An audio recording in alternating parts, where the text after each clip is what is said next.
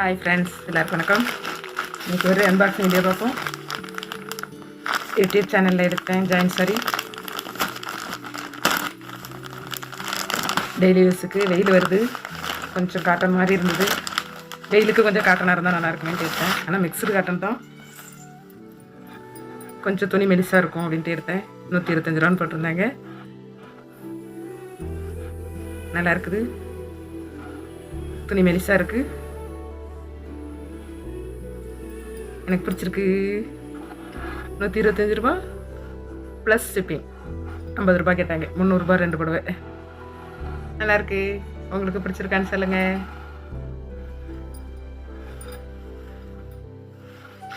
என்ன ஒன்று, இதில் பறவைகள்லாம் இருக்குது.